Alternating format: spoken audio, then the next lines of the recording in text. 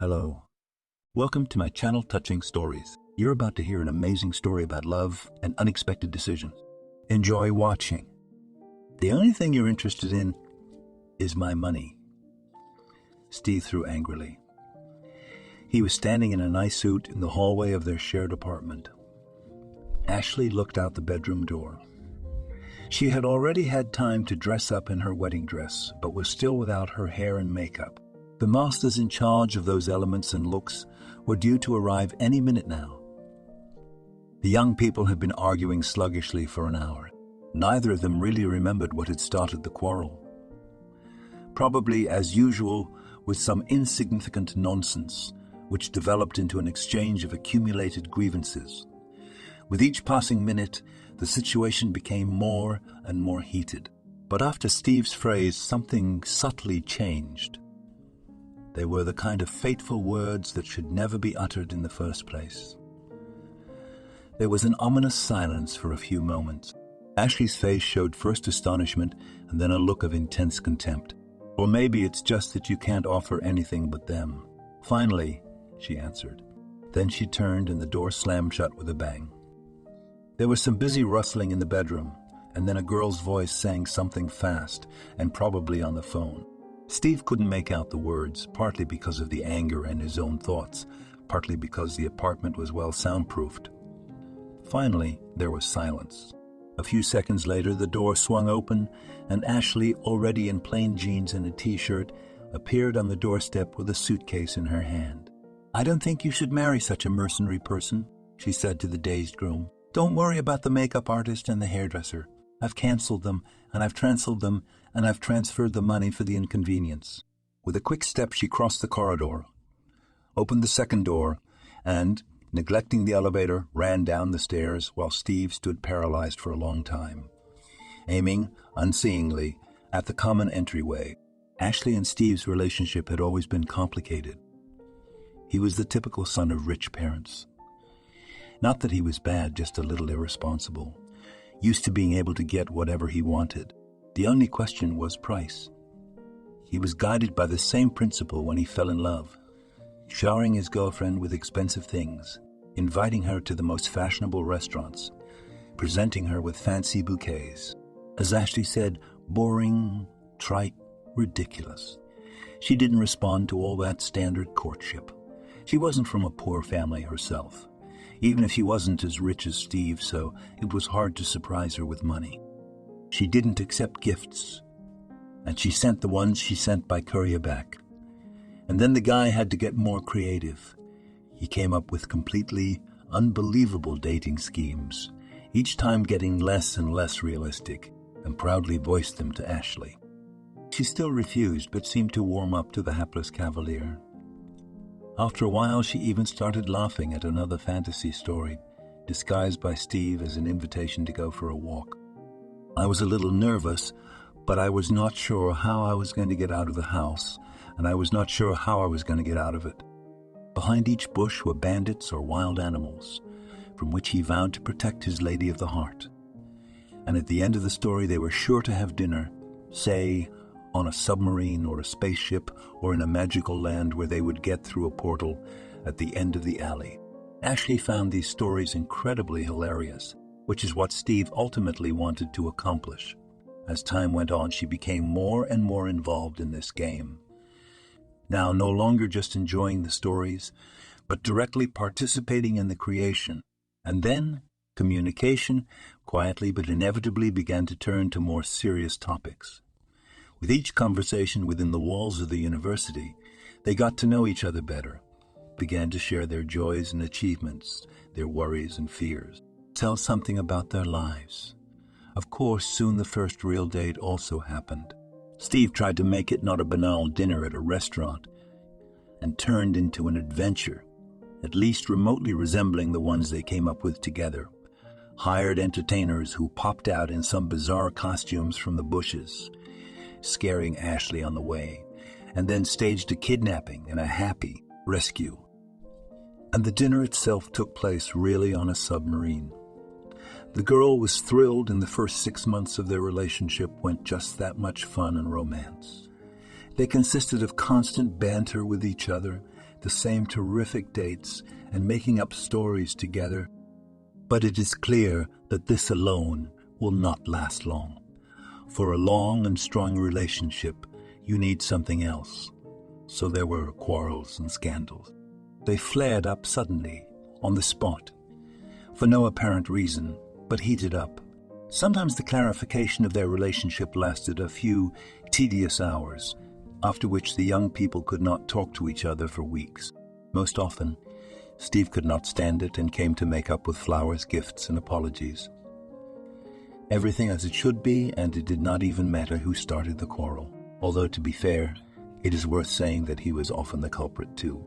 It started with endless complaints, small but hurtful. Then he did not like a word that Ashley said, then a small action or gesture. Then the small action or gesture, then the color chosen by the skirt or even eyeshadow. At first it sounded like a joke, but the more serious it became. Steve seemed to go on believing that the universe owed him anything he wanted. After all, he was willing to pay for it. One of the first big scandals started that way. The guy didn't even seem to make any claims. He just left the restaurant where they were having dinner under some plausible excuse. He came back about 20 minutes later with a package, handed it to Ashley, and ordered her to put it on. The girl unwrapped the bundle and found a dress almost identical to the one she wore, with slight differences in style and shade. It was accompanied by a set of jewelry she had never worn in her life. Steve said in a confident tone that it would look much better, and he honestly didn't understand why Ashley just got up, left the restaurant in silence, and didn't return his phone calls for a week. Later it became clear that this was just the beginning, and it would get worse. Steve became jealous. He demanded an account of his girlfriend's every move and made grand scandals. It was enough for her to have a word with a classmate. He claimed that Ashley must not love him at all, and if she didn't want to change the little things she looked and acted like for him, then his jealousy was well-founded. She must have felt some tender feelings for him at that time, so she was holding back the caustic phrases that were on her tongue, about how it was impossible to buy everything in this world, and even worse, that it was probably not worth it to go out with a girl if you thought she did not love you. But she was afraid to even imagine that he would follow that advice. Eventually, one day, Steve suggested moving in together, and Ashley agreed. It even helped for a while. Steve stopped terrorizing the girl with constant nagging. Apparently, it was enough that they left their cozy apartment together every day and returned to it together every evening. They even managed to write and publish a book based on the stories they invented. It turned out a whole novel which became wildly popular. It was read literally on every corner, and my former schoolmates were proud that they had studied with such talented people. Everything seemed to be going well. True, the romance of our relationship began to fade. There were fewer and fewer dates, and they were less and less creative. And over time, they completely dried up. They no longer told each other stories, did not invite each other for walks, did not give each other small and unnecessary gifts for nothing, no reason, did not even talk much. Perhaps this is how this relationship would have come to naught, quietly, calmly, and without mutual claims. But then Ashley got pregnant. It might not have been a reason to continue the relationship, but Steve's parents intervened. They stated that they did not raise their son to be a scoundrel, and since he had managed to make a child, he should take responsibility for his actions, that is, get married. The girl was very nervous about the whole situation. She wasn't sure she really needed to get married, especially since the wedding was being organized at a lightning pace. Steve's parents were old school people and seemed eager to arrange everything so that it wouldn't be clear that the pregnancy had started before the young people had even had time to get married. As it happened, no one from her side was at the wedding. She didn't want to call her friends or relatives to justify herself. She lied that she didn't talk to her parents and that she didn't have any friends. Steve knew that wasn't true, but he wouldn't give her away. And then the wedding day came. Maybe it's true what they say about not letting the groom see the bride before the wedding. The boys had been fighting all morning. Then Ashley got the impression that Steve had been in the shower too long and that breakfast could have been quicker. And it ended with Ashley running away just before they left for the registry office. For a few minutes, Steve stood in a daze, trying to figure out what had just happened. Then he slowly closed the front door, still left unlocked by Catherine. He took his cell phone out of his pocket and dialed his father's number. "What do you mean the wedding is off?" It rumbled through the receiver, after he briefly described what had happened. "This is completely unacceptable. Our partners and sponsors will be there. How will I work with them after that? How will I ever explain to them that my son's fiancée decided to run away from the wedding day?" "Well, what can I do?" Steve made excuses. "You could at least not fight with her right from the morning. But now you could find her and try to win her back." "Okay, I'll try." He didn't have to explain to his father that it was physically impossible to convince Ashley to reconcile right after a fight. Dutifully, he dialed her number several times. She, of course, did not answer. He tried calling her parents' girlfriends. The girl was nowhere to be found. Well, or at least no one told him where she was. Only her mother said that Ashley had called and told him to tell her. If he shows up, she doesn't want anything more to do with him. That the wedding is canceled completely and irrevocably, and there is no need to look for it. She intends to get rid of the pregnancy in the near future, while it was still possible to do so. Steve felt a strange indifference, if not sadness over a successful action, then at least anger he should have felt. But there was nothing, as if someone had mercifully taken the ability to feel anything at all out of him. Only the world was a strange place, as if everything was happening in slow motion. His thoughts were interrupted by a call from his father. Steve briefly told him what he'd learned. "Okay, don't think about it anymore." Here he used an obscene word, dangerous to drive in his condition. He couldn't. "I'd rather get another scolding than get into an accident." The bride turned out to be a very pretty girl, though she looked too young for Steve's taste, too small even. If he met one on the street, he wouldn't think she was 16. But he knew his parents well, so he could be sure she'd come of age for sure. They were quickly introduced in the hallway of the registry office, without giving them time to even exchange a few words. Then they were taken to the main room, where they quickly got married. Further all, as in a fog, fancy cars to the restaurant, celebrating among the guests of his parents, hastily invented answers to the classic questions like, "How did you meet?"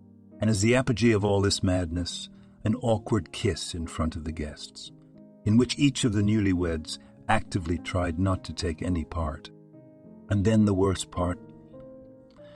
The wedding limo to the very same apartment where he was just this morning, getting ready to marry the girl he loved, and returned in the evening with a completely different one. And it is also unclear what will happen next. They took the elevator up to the apartment.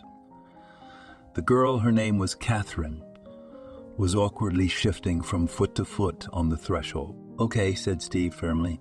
"Take off your shoes and come in." And so she did. She went into the kitchen, where he was already putting the kettle on.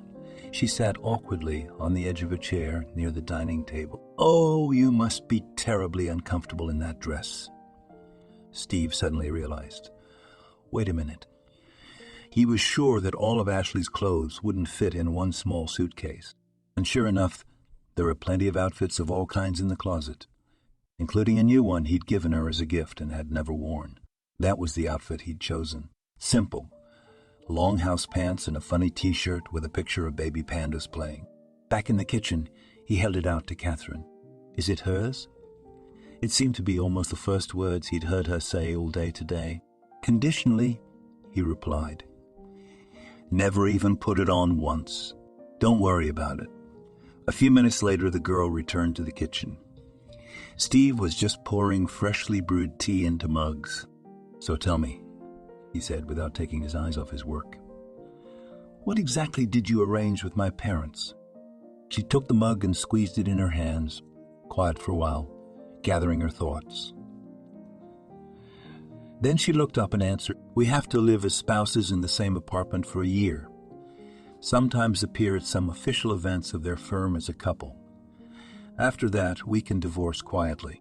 And how much money does it take for a girl to agree to marry a guy she's never even seen in her life? Apparently, quite a lot. There was a distinctly metallic ring to her voice, and in that moment she even reminded me of Ashley in some way. Don't worry, I won't need anything from you. Your parents will take care of all the expenses. That's not what I meant. Steve laughed. I was just wondering. I'm sorry.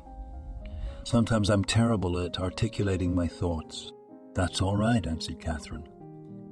They drank their tea in complete silence. No one knew what to say in the situation they were in. Steve just wanted to fall on his bed, preferably without undressing, and fall into a heavy, dreamless sleep. But first he had to take care of his guest. He insisted that the girl take the bed in the bedroom. On the one hand, it was a kind of gallantry, but on the other, he wasn't sure he was ready to sleep on it himself. Just seeing her made his head fill with memories that were completely unnecessary right now. He settled down on the couch in the room that he and Ashley had recently planned to turn into a nursery. And it wasn't hard to guess what he was dreaming about. The next day, Steve's parents sent Catherine some things, he realized, mostly weekend clothes. For her casual clothes, she was going to stop by her mother's house. The brief conversation in which he found out this information turned out to be almost the only one all week. She would leave in the early morning and return toward nightfall. Steve even thought that she didn't want him to see her again. But she probably just had her own business to attend to. And who wants to be in an apartment with a guy you don't even know and have to live with? So a few more weeks went by. They didn't talk to each other, and they hardly saw each other. When Catherine was home, she practically never left the bedroom, which somehow unknowingly became her room. Ashley's things from the closet were neatly packed away, waiting for the moment when the girl decided to pick them up. Perhaps, of course, she wouldn't decide at all. But Steve couldn't throw them out or do anything else to rid the apartment of this seemingly unnecessary junk, as if it would be all over if they left the confines of their shared dwelling. As if anything could still be fixed. Ashley did show up after a while, though not in person, just on the phone. Her voice sounded cheerful and carefree. She asked if she had much of her stuff left at Steve's. And when she heard that there was quite a lot, she said she would send a representative from the shipping company to pick it up. They arranged a convenient time, and everything was dropped off the same day. Steve got drunk for the first time in his life.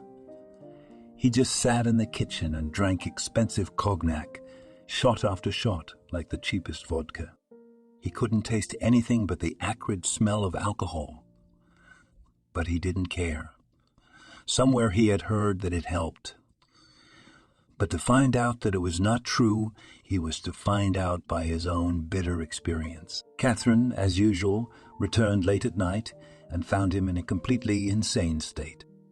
He was not aggressive or noisy, just sitting at the table, crying like a baby who had not yet been taught by adults that any display of emotion, even in private, was an evil that must be avoided in every way possible. An empty cognac bottle was lying on the floor beside him. About half of the contents had spilled over the floor in a neat puddle, but Steve didn't seem to notice it at all. Neither did he notice his neighbor's arrival, not even looking into the bedroom to make sure there were no bales of belongings. Catherine guessed the reasons for this behavior, but what to do with him she had no idea. She wanted to help the man somehow, but she had no idea how to do it. In the end, while she was pacing around the apartment thinking about it, Steve fell asleep. This was announced to her by a muffled knocking sound from the kitchen. When she peeked in, she was relieved to find that the boy had fallen in the wrong direction, where the bottle was already lying. She put the chair away and wiped away the puddle, covered Steve with a blanket and put a pillow under his head, wishing she could drag him over to the couch. She thought for a minute and then brought the basin from the bathroom, as it turned out for good reason. A distinctive sound from the kitchen woke her up about 2 hours later. She rushed there and found an extremely unpleasant scene and immediately rushed to the medicine cabinet and dug out the necessary pills. She somehow managed to convince Steve to take them when he was feeling better, helped him to the couch, and sat beside him until she was sure he was asleep. The next day, Steve woke up late. His head ached, and he remembered the evening events vaguely, but the night events were very vivid in his memory. Catherine, by all appearances, had ridden off again in the morning. Thank God for that. It's a shame. He would have liked to go out himself so he wouldn't have to face her again in the evening, except his body was clearly against such adventures. The girl returned rather early, contrary to usual, and immediately inquired about Steve's well-being. He mumbled something, averting his eyes and constantly apologizing for his behavior. "Come on," she replied seriously. "You're understandable, I guess.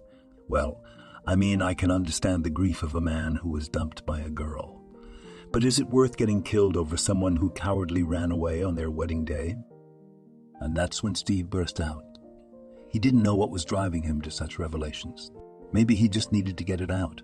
And there was, in fact, no one else. But now he told Catherine the whole complicated history of their relationship. He didn't hide anything, and he didn't hide what he had done, which he now realized was not too right. They talked all night. It turned out that her consent to the gamble with the wedding forced Catherine a good reason: her mother's illness. The treatment required an expensive operation, which, moreover, could only be carried out abroad. So when Steve's parents stopped her on the street and explained the situation, she thought it was a gift from fate. I did not take money as such, but they paid for my mother's surgery, the flight, and all related expenses. And I make a pretty good living on my own. Steve looked at her carefully and decided to ask the question that had plagued him all this time. "How old are you?" It turned out that they were the same age. It was a surprising discovery. He thought she was barely 18. She laughed. From that day on, their relationship subtly changed. Catherine began to return from work earlier.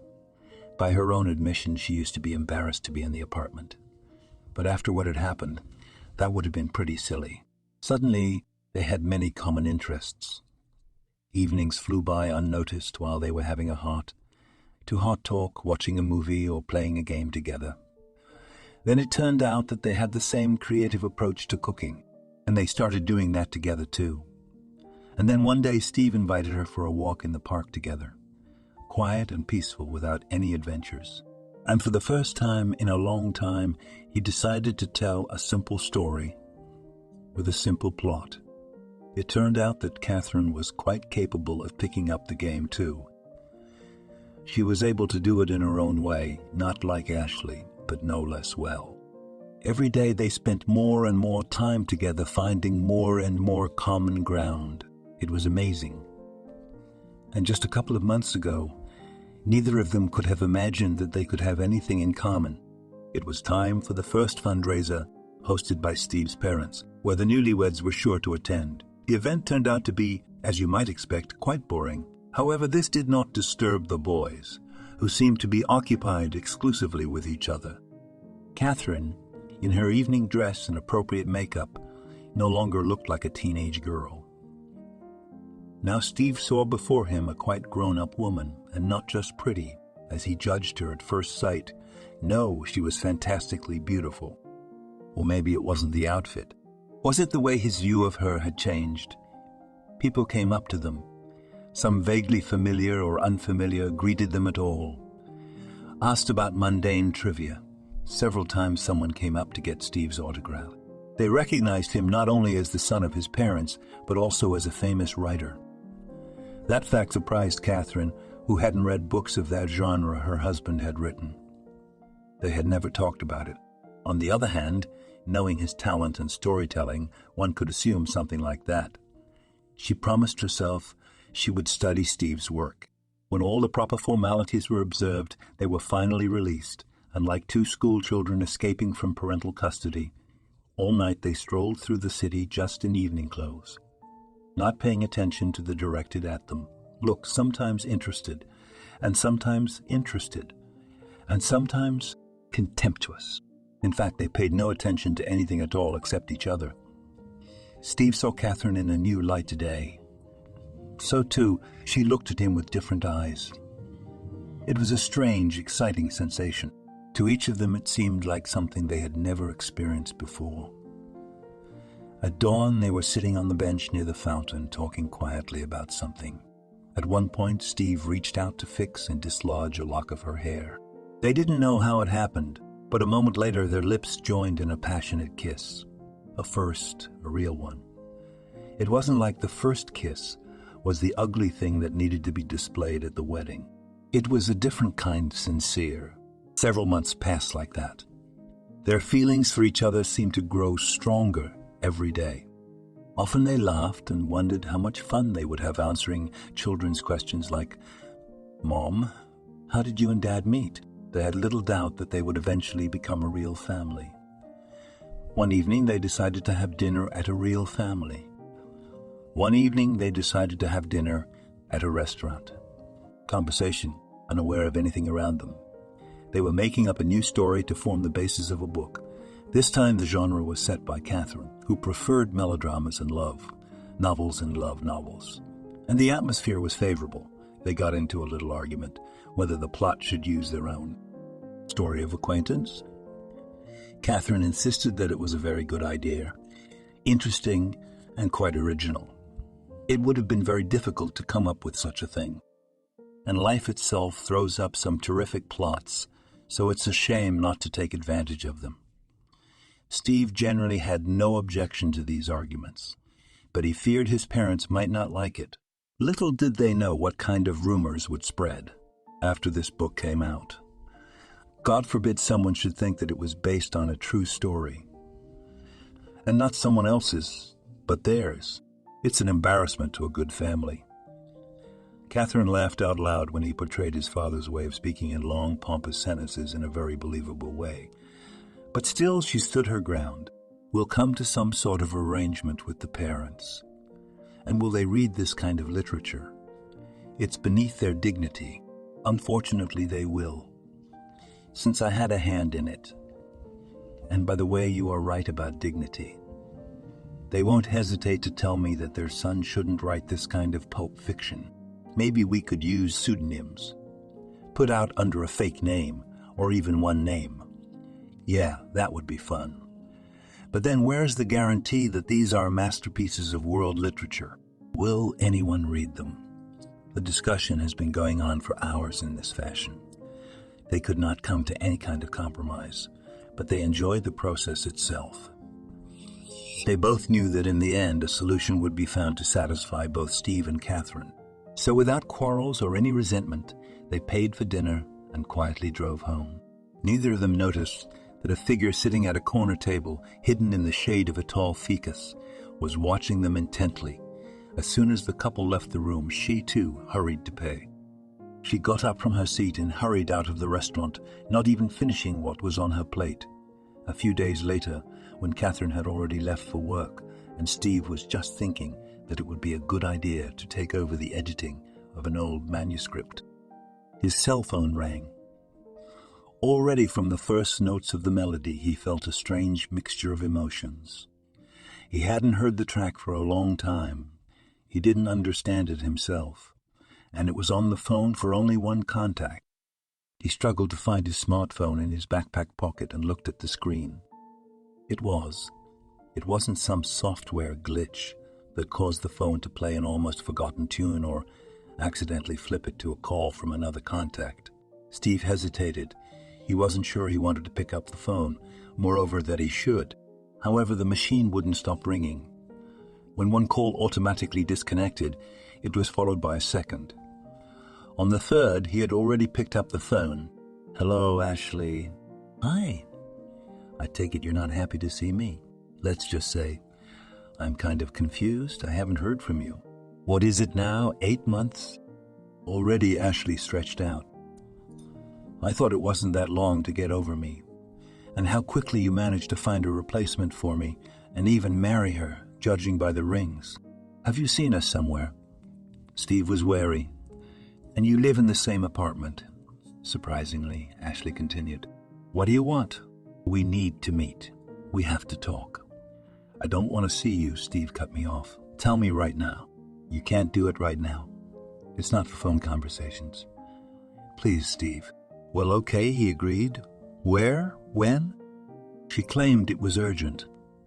So they arranged to see her that evening at the very restaurant where she and Catherine had discussed the new book a few days before, and where, of course, Ashley had heard every word of that fascinating conversation. It wasn't that she wanted Steve that much. In fact, she had stopped being interested in him even before she had left him on her wedding day. But then she happened to see him having lunch with his new girlfriend, clearly wearing wedding rings and discussing some kind of story for a book, and she didn't listen to the details. It wasn't that important, but at that moment a great deal of resentment was stirring in her soul. That is, just like that, it was easy to replace her in literally everything, and in just a few months since the breakup the thought was extremely unpleasant and significantly beat on her ego. Even for a meeting Steve arrived even somewhat in advance, but Ashley was already waiting for him. As soon as he saw her, it took his breath away. Not because of any old feelings or anything like that. It was simpler and more prosaic than that. When she awkwardly rose from her table to greet him, he saw her large and rounded belly. "You didn't," he could only utter, forgetting to even say hello. "You wanted to. I couldn't." She threw up her hands. "It's our baby, your baby, even if it's not born yet. I really wanted to in the first few days, but I couldn't." "I still don't understand what you want," he said, as he recovered from his shock and sat down at the table across from her. "I thought it was pretty obvious." She spoke very quietly, and he even had to lean in slightly to be able to hear the words clearly. "Not at all," he answered. "Look, for 8 months I haven't heard from you or anything. Our last conversation was about you wanting to get your things, and you didn't even come to get them yourself. You just sent a messenger. I mean, I guess I didn't want to see me that much. And now, after noticing me with my wife, you show up and tell me that you left the baby you wanted to get rid of. Honestly, I have no idea what you want, money." "You're in your repertoire," Ashley snorted. "It's all about the money, but that's all I have to offer. And in this situation, that's the plain truth. I'm ready to provide the child with everything he needs to live, but leaving me and leaving him was your decision. So if you think that I would just leave my wife and come back to you, you are deeply mistaken. Money comes first, you come second. Classic and apparently incapable of thinking about anything else. In that case, I don't see the point of this conversation at all. I came because you asked me to, and the last thing I'm going to do is play guessing games with you. Either tell me directly what you want from me, or I'm going to get up and walk out of here right now." "It's very simple, dear." Ashley suddenly leaned over the table even closer to him, as close as her position would allow. "I need revenge for how quickly you were able to forget me." "What do you mean by that?" "I don't get it, Steve. How interesting do you think you and I look in such an intimate setting at a table in a restaurant? Can you imagine how embarrassing it would be if someone got the right angle and took pictures of us and then sent them to your wife?" She was expecting every kind of reaction, up to and including a flash of rage, but certainly not that he would start laughing out loud in the restaurant. Steve seemed to be having a natural fit of hysteria. His laughter was choking him, demanding to come out. "Sweetheart," he said affectionately, "do you really think I would marry a girl so stupid that she would believe this farce? In fact, I almost married you, who was smart enough to come up with just this as revenge. We'll see." She smiled. She stood up carelessly, threw a large bill on the table, and was about to leave. "Yes," Steve stopped her. "The offer to provide for my child. I still don't refuse. It's not his fault he has such a mother. We'll manage without you." She answered and walked out of the restaurant with determination. Steve expected anything at home, scandals, shouting, arguments during which he would explain to Catherine what had really happened. She would, of course, believe him, and even get a little upset that she might have thought so badly of him. Then an equally tumultuous reconciliation awaits them, and then everything will be as before, or that he would catch her in tears and again comfort her, explain, apologized for going to that meeting like a fool, though it was clear that nothing good would come of it. He would promise never to upset her again, and of course he would keep his promise. Or maybe she would greet him with a ringing laugh and show him those unhappy pictures. Something like, "Look, some fools are trying to convince me that you're cheating on me. I know you are not. Now please tell me, who is this girl and what were you discussing with her so passionately?" That's interesting. What he had never expected was that there would be a dead silence in an empty apartment. And you'd think Catherine was just late at work. Except it wasn't just her. It wasn't just her things. She had taken absolutely everything. And on the refrigerator he found a lonely note neatly written in her hand. "I take it the past has caught up with you, and from the looks of it you don't really mind." "Well, I don't judge, on the contrary. I love you and wish only the best. Be happy and try to raise your child to be a good person. I need time to come to my senses. You'll probably want to file for divorce. I remind you that according to the agreement with your parents, I won't be able to give it to you for another 4 months. It just wouldn't be fair to them. So I'd really appreciate it if you didn't try to settle this through the court. We'll just wait a little while. Love, Catherine." He reread the note several times, unable to believe that this was happening to him, and looked for any sign, any evidence that it was just a bad joke. Maybe the message was encrypted in separate letters. And then he noticed on the very edge of the sheet a small spot left by some kind of liquid. Before his eyes, he could clearly see how she was trying to hold on and carefully write letter by letter. A willful effort, forcing her hand not to tremble. How she chose each word so as not to hurt him or show how upset she was. But in the end, emotions moved and a lone tear rolled down her cheek, leaving a mark on the paper that she hadn't noticed. He grabbed the phone but expectedly heard a message that the subscriber was unavailable. He didn't know the numbers of her friends or family.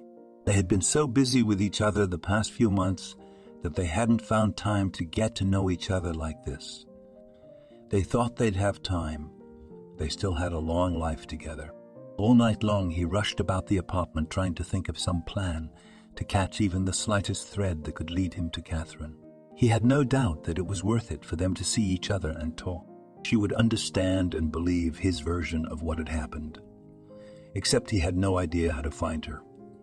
He went through his entire computer, where she sometimes worked, trying to find anything to no avail. She seemed to remember him too.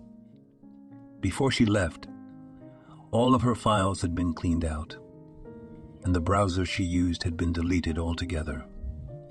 He had no doubt that he wouldn't even be able to recover what was lost. After all, she was a computer security expert. She had better know how to wipe digital trails clean. In the morning, he reached for the note again, hoping to find some clue. Once again, he carefully read each line, each word in neat handwriting. At last it dawned on him. Parents. Of course it would be difficult to explain this whole situation to them. Besides, they would have to listen to a lot of interesting things about themselves. This time, however, it was well deserved. But that was nothing compared to the fact that they might still have some contact information he didn't know. He gathered his courage, picked up his smartphone again, and dialed his father's number. He didn't explain anything over the phone. He only said it was a serious matter and asked when it would be more convenient to come over there. He didn't have any free time until the following evening, so Steve agreed to that option. He had no other options anyway. What to do with himself? Steve didn't know. There was no reading, no writing, no playing games, no watching movies. All he could do was endlessly replay the situation in his head and scold himself with the last words for his stupidity and irrepressible curiosity that had driven him to that ill-fated meeting. Surprisingly, he didn't feel any negative feelings about Ashley making this mess out of some silly petty grudge. He didn't think of her at all. She was a background object in the story, not an active participant in the events. No one tripped over a bench and blamed her for beating him. That's exactly the kind of bench Ashley seemed to him in the story. When Steve got tired of sitting still, he would start rushing around the apartment chaotically, overrunning closets and drawers. What if Catherine had left something important behind? Why would she necessarily have to go back? What if she forgot where her number book was? So what? Nobody's used a number book like that for 100 years.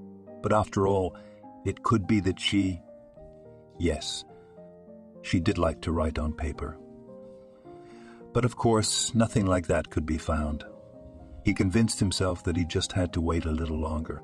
Of course, his parents have contacts one day doesn't solve anything. What was a day? In fact, he was willing to wait, even for the few months after which he had promised to get in touch and explain everything to her then. Those rational arguments he tried to console himself with were of little help. His intellect could understand anything, but his heart demanded immediate action, even if unsuccessful, but at least some action.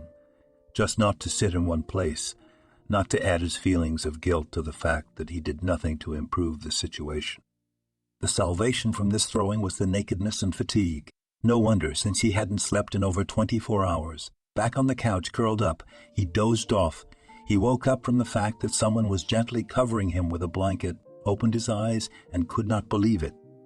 The light in the room was on. It was evidently evening, and Catherine was sitting beside him, gently trying to push up the unruly blanket.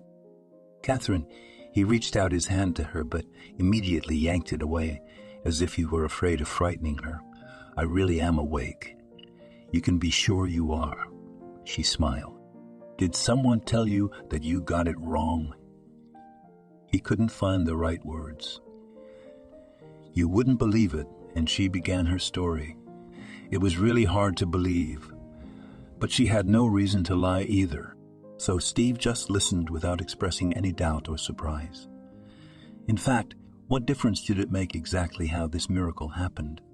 If Catherine was here with him now, he hugged her tighter. It was as if he was afraid she would evaporate.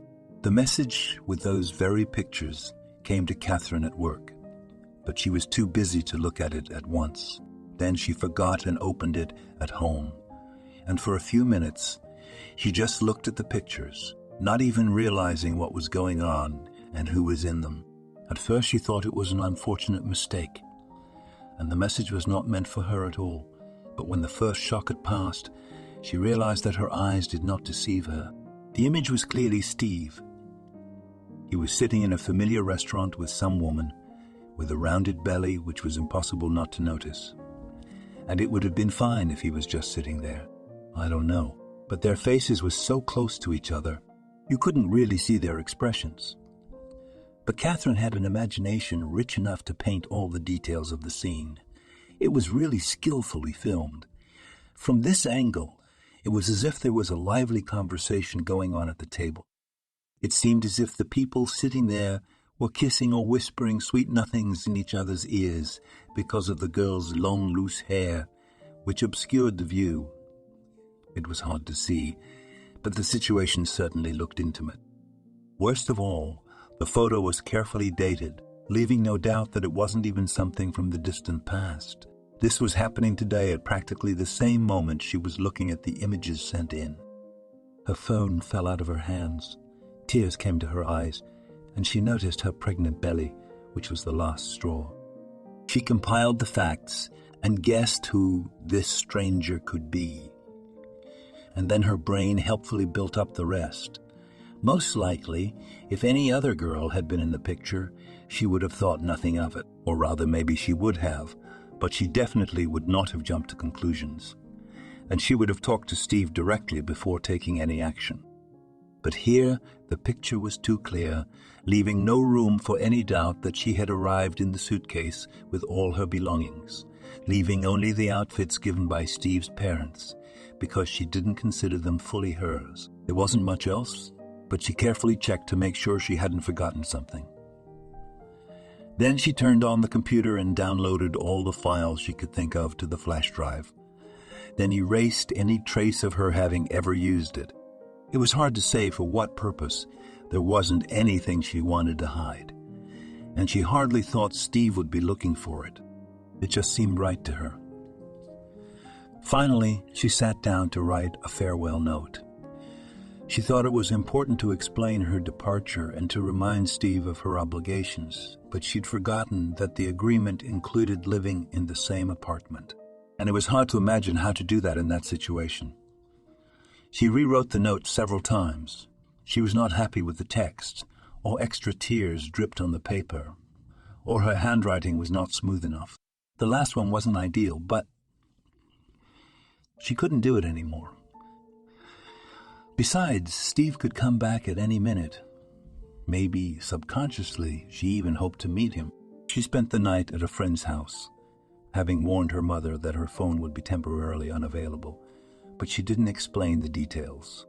When she arrived, the first thing she did was fall on the couch, face down, and cry as long as there were any tears left. Her friend comforted her as best she could. She knew nothing of Catherine's strange relationship. She had never seen Steve and heard very little about him, so she couldn't even make elementary conclusions. Could this man have done such a thing? Or was there something wrong? From her friend's story, she realized that in the pictures next to her boyfriend was her ex-girlfriend. And just in case, she voiced the idea that in that case it could be just a setup, an attempt to break them up with each other. But Catherine argued that it was unlikely. Although she didn't agree with the idea that in that case this Sir Steve was just a jerk and a complete egomaniac. In the end, the conversation never came to anything, but at least it tired us so much that in the middle of the night she was finally able to sleep. In the morning, Catherine could hardly bring herself to go to work after a sleepless night. With work, however, also did not go well. She was distracted, and more focused on not crying out loud. She'd heard somewhere that in situations like that, it helped to focus her attention on something else, except that no one had explained in this advice, and how, in fact, to make herself think about this other, how not to return her thoughts to what had happened, how not to try to understand why it had happened. Either she had done something wrong, or all his words and actions toward her were lies to distract from his former love. Or maybe he believed in his own sincerity, until he accidentally met Ashley somewhere on the street, and even decided to keep his baby. How could she resist? With these thoughts, she spent the day. With that, she left the office and was on her way back to her friend, when a woman stood in her way. It was the stranger in the picture. She could almost certainly say it was Ashley. She hastened to confirm her suspicions by introducing herself. "And what do you want from me?" Catherine asked. "I left the apartment voluntarily, and I told you that I'm not going to interfere with your happy life." "There is no happy life," Ashley told her. "At least there's ours. I have nothing to do with this jerk, and I don't want anything to do with him. Take it." "I don't get it. I thought those pictures were from you." "Of course it's from me. But who told you it was true? A little trickery and a good angle. Nothing supernatural. Don't cry. I told you we didn't have anything. He told me straight out that he was going to provide for the child, but I'm not going to leave my wife. So I love her. Then why are you telling me all this? My conscience got the better of me," just answered Ashley. I sat there thinking, okay, I hadn't ruined that asshole's life. He deserved it. But what about the girl? Here we go. "How did you find me?" Catherine thought belatedly. "Don't be angry, I've been watching you. After I saw you in the restaurant, I was curious. And as you can see, it didn't seem for nothing." Catherine thanked Ashley for her honesty and wished her happiness. And then she ran home on the fly, turning on her phone to let her friend know that she definitely wasn't going to be there tonight. And life went on again. Catherine and Steve were now firmly convinced, both of each other and of their relationship. They began to make up for all the things they had missed before. They introduced each other to their friends. Catherine introduced her husband to her mother, telling her the whole story. Up until that point, she had said that the money for the surgery was a successful loan. Mom, of course, was surprised by such a story, but she was also glad that everything had worked out for the best in the end. She liked Steve. The only thing she noticed was that it wasn't a real wedding, and that they should, if it was such a big deal, do it right. The guys promised to think about it. They talked to Steve's parents, and the conversation was long, and much less pleasant. What did Catherine not hear in her address? Although Steve tried to cut off the hurtful words, but in the end, they were convinced that there was no calculation. It just so happened that they really fell in love and became husband and wife, and it was really decided to have a second wedding, this time without any partners, sponsors, or other important people. Among the guests were friends and family, only those whom the newlyweds themselves wanted to see. Preparation for this event took so much time that the event itself took place exactly 1 year after the first wedding and was radically different from it. First of all, it was decided to refuse the restaurant. Instead of it, we went out into the countryside, as we should with tents and sleeping bags for a few days. True, Steve's parents flatly refused to sleep in such uncomfortable conditions and rented a cottage nearby. They persuaded Mother Catherine to stay with them. After all, her health condition was not the same as sleeping in a tent, though she was breaking through to remember her youth. We celebrated noisily, in a big way, socializing, having fun, and setting off fireworks. They brought a huge cake to share with all the guests, had fun contests and entertainment that didn't fit the standard wedding program. Even Steve's parents didn't complain about it, though. And another year later, a noisy celebration gathered for a new occasion. Catherine and Steve had their first child. It was decided to name her Ashley. If not for her, the couple would not have had the slightest chance to find each other. Not everyone, of course, appreciated the decision, but no one questioned the sacred right of parents to give their child the name they wanted. They had 2 more children whom they loved as much as they loved each other. And the book, based on their real lives, was still written and published, as Catherine suggested, under a single pseudonym. However, her parents were told about it and even allowed to read it, and quite unexpected was the fact that they liked the book. As for Ashley, she became a literary editor and, I must say, quite good. So good, in fact, that the income from this business allowed her not only to live comfortably, but also to buy nice clothes and go to restaurants.